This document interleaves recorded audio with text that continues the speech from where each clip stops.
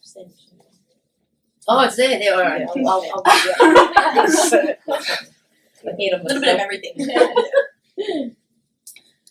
So this is our presentation, and so we have Tiffany, myself, Bree, Scott, and Leah. The goal of the Little Hawkers wasn't just to create a new interior design, but a new brand entirely, but without losing the link altogether with the initial venue and therefore the current exposure. The values this proposal will bring to you in your venue would be to modernise the existing space, give it new life, and move away from the Hawkers banquet brand, exploring that concept of a tea bar to create a relaxed, welcoming, and refined space.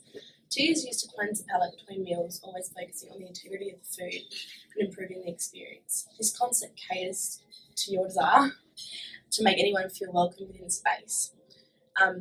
This quote from you kind of reinforces that with the "I don't care if you're in thongs or a suit, you're welcome." The tea bar reinforces this, as the Chinese tradition is to provide individuals with tea as a form of acceptance. If the experience is the water and Chinatown is the tea leaves, then Little Hawkers is the filter between the two. Our concept allows people to absorb the atmosphere and take it all in whilst enjoying the food's purity. So we really endeavoured to make this design embody that while also being as functional as possible for you to work within and your team. Away entirely from like traditional Chinese and Malaysian elements, but rather embrace and modernise to create a unique brand. The logo has been handcrafted using ink. The Chinese characters were written with a twig, whilst the words little. That was actually initially when we went back. That was what we wanted to use. Yeah, I don't know if the Chinese is correct. Like, I can't do that. I just look how it resembles. That's it. yeah, I had to use Google Translate for that, so I might not actually say what I wanted to say. It's for the tweaks, so it's okay. And the words Little Hawkers were painted with a brush. In contrast to this, we have used a digital typeface underneath for the tea and tapas. The tea and tapas has been written using a clean sans serif typeface that doesn't compete with the hierarchy of the main components of the logo. The same typeface has been used across the brand in both the thin and medium weight in order to maintain consistency, such as on the business cards and the menu. Across the brand, the predominant colours that we use are black, white, and pastel green. The pastel green has been chosen to symbolise green tea, as well as provide a fresh and calming atmosphere to the brand. Going the wrong way. Okay, so the business card utilises this pastel green on both the back and front of the card.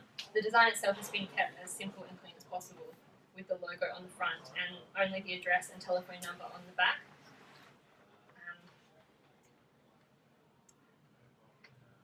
As well as the business cards, we have kept the menu as clean as possible. The menu will be printed across several pages with only the menu items listed and the logo at the bottom of each page. Each menu item and price is highlighted in bold with the description of each written underneath for the benefit of the customers. The menu will be presented on a wooden clipboard.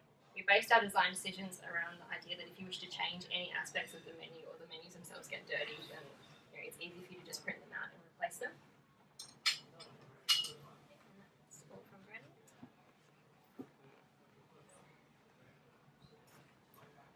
Now onto exterior.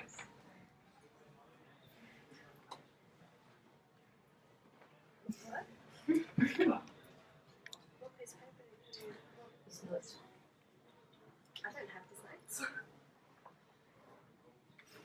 It's for the exterior.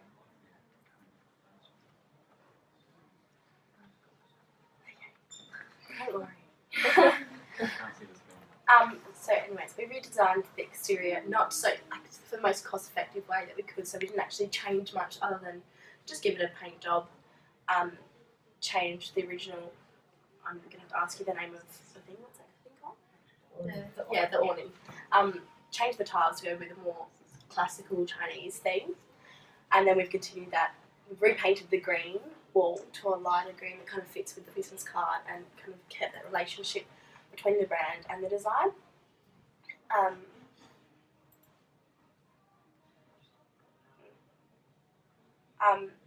So outside, to cover the electrical box that's currently in that corner, I've designed a wooden slight partition just to kind of go in front of it, but it still complies with the standards, that it's still getting the ventilation it needs, but it's out of the reach of people. It's movable, so you're able to get to it if necessary. and it's still visible. So if anyone does have to come in quickly, it's still you know where it is, but then it's still out of the reach of the people, and it just kind of ties that space up a little bit. The other thing about it being movable is if you wish to, the furniture that you've got outside, because it is in fact a false wall, you can move it forward and hide your furniture behind that, and so anyone that's coming by wishing to steal it doesn't actually know it's there. Okay. Because suddenly the wall's there. Yeah, If they look at it before, the wall's at the back, Yeah. it comes forward, You they sort of don't push know. it to the front for the tables and chairs All to the do it. tables are behind it, Okay. you can't see it to know that it's there. And then for the stools, that's how we've actually went with a custom design to have them branded. Yes. Actually branded with your logo, Yeah. so that not only people can identify them as yours, but if there is any potential Yeah. stealers, or if they get possibly misplaced by other businesses, your name is there. Like they can't do that. It's so this is just a shadow, more of a three-dimensional flat image of how it would look, and then I've done a perspective of the inside how we would change it. I've gone with this design because we wanted to make sure that more people were coming in at once and staying for less time, so you're having a good turnover. So the bottom ground can actually hold up to between 25 and 30 people, depending on how squishy you want it really. I've made smaller tables, so then people aren't encouraged to have a big banquet. There's only so much room that they can have food on. I created a service desk that's on an angle, so it makes the space appeal bigger than it actually is. So it gives that optical illusion that there's much more space in there. There actually is, but still hides. If you want to have the printer in there, like print out the menus if you need to do that, or whatever, or store paperwork, it's just there. Also, your money's secure. If you have your money there, you can lock it up. Your staff can hold their belongings in there and just kind of have them all tucked away. But it doesn't block the view completely to the kitchen, so you can still see your food getting prepared if you'd like to, but it doesn't make it so out there. I've covered the wall in a laminate, which I've got there's underneath the stone bench top. Yes, that Yeah. one. And because laminate is very easy to clean, much better. Because I was looking at the slate stone, because I really like the stone effect, but then it's very ineffective and unfunctional when you're having to clean food off of places. Might I say something there as well? A lot of the stone, if they get chipped, damaged, and everything else, it does reduce the appeal of it. Whereas with the laminate, it's flat, it's clean, it And cannot it's get cost damaged. effective. And if it does, you can patch it over. Yeah.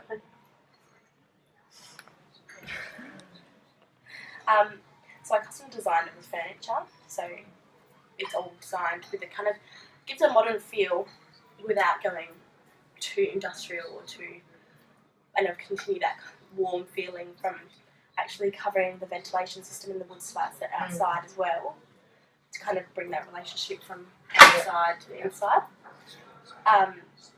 And then to create a pop colour with that green, the tea green colour, I've got the little vertical garden feature. So it's actually of live plants, and it will have a little dripping system behind it, so you guys have to do nothing.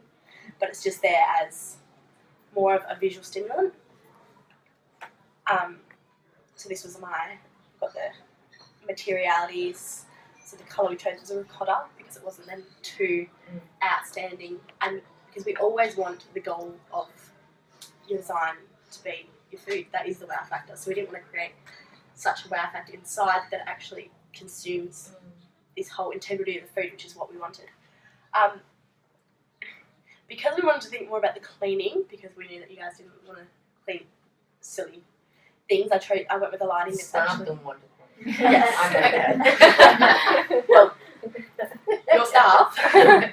So instead of a pendant light or anything, we actually have just a wooden rectangular light, but it would be fixed to the ceiling, so there's no space in between the actual ceiling and the top of the light to gather dust or whatever. But if you did want a hanging light of some description, I would generally encourage to go with that. So that it doesn't hang up a lot of dust on it. Yes, and it would be, I would generally imagine it being in the staircase because it creates that kind of space. Also, because you guys are having the carpets removed every 8 months and having them in place, and then you're getting them professionally cleaned, That is very non-functional. That is cost effective. So to replace that, we would have the carpets ripped up and actually just a cement topping over the top because the cement underneath may be stained from any foods. So then also this polished white cement, it looks clean without being clinical. It's very, very easy to clean. Won't stain, it's hard wearing, and you can get commercial grade cement that it'll last for as freaking long as you want to use it for. And then put the Little Hawkers actual logo on that laminate. You can have it printed out or even vinyl on the top of it to kind of reinforce that logo throughout. And a koi mural, because we didn't want to go too traditional, but at the same time we felt like there needed to be something that gave it a bit more of an identity. So I just chose that as an example, but then Aaliyah would actually painted up and has drawn a koi fish mural that could potentially go on there if you liked that idea. And then for upstairs there's another just a digital shadow composition. And then upstairs I had designed for the first 18 months that you're not going to have a liquor license. Perhaps you needed something else that would just give it a bit more of a identity and a story. So I designed a T-bar. So it's an L shape with that continuation of the wood slats idea, so that's continuing throughout the whole theme. And then again, that vertical garden, you can even have tea leaves in there, the mint leaves, whichever plants you want. That's up to you. And the L shape is to block out the view of the toilet, because you don't want to be sitting there and being able to see straight into the toilet. Pardon?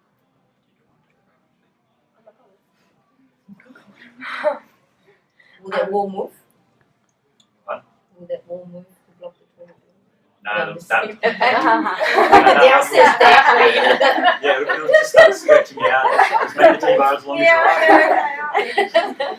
But as one of the things in the brief was that you felt like any of the staff that were sent up there, you felt like they got the short straw, they were bored, or they didn't want to go out there. Yeah. So to create some conversation or even something for them to do, we were like, well, some interaction with the customers might help. So while they're waiting for their food, or even in between meals, have a like tea served to them, so it's that cleansing of the palate. And then always integrity of the food is always that main concern. You're always refreshing those taste buds for them all, and always really creating that. And then to create a sense of the tapas style, I did the bench seat, which is also custom designed. All the furniture is custom designed, so it can be whatever heights you want, shorter, taller, if you want to, like different zones from the different volumes, so you can create that. And generally upstairs that can sit 30 to 35 people generally. So as a continuation, and then windows. Yeah, I saw the window. To create some extra ventilation, because in the summer it's going to get really hot up there. Instead of just the normal windows that don't currently move, designed the window that would open from the side. So yeah, but also then it's not a safety hazard that someone's going to fall out the window. And then you can kind of direct the ventilation in the need that you want to. So that's just the actual, which Scott sketched up on on SketchUp, just so kind of a mock-up of the T-bar that you'd have. So there's enough space. It's 3 meters by 1.5 meters. So it's big enough that you'd have the bench space with the white slate bench top, the one there, and to go with that theme of your matte black chopsticks, we've gone for a black sink and a black tapware, just to kind of create that, keep that identity going. Well, we're not really at the conclusion, but is there anything I've missed out? Just to really push home the consistency of the brand, and it's a simple but yet effective that really conveys across the point that the interior is not supposed to overwhelm them, that everything is consistent. It's the 3 colours, just the black, the white, and the green, Light green. the very light green, which is subtle but never overstated. And so everything is, it's all in the one style. Everything is set, consistent, and it's not taking away from anything, but yet it's also there, and nothing's out of place. It's all there for a purpose, and the purpose is the food. And we wanted them to be able to like people to come in, sit down, eat their food, have a little bit of relaxing. It's kind of that pause moment, really, that relaxation centre that in a Chinatown that's all bustling, or you want to have a break out of your day, you come in, you sit down, you have a little relaxed time, drink your tea, eat your food, and then just move on. So that continuation always.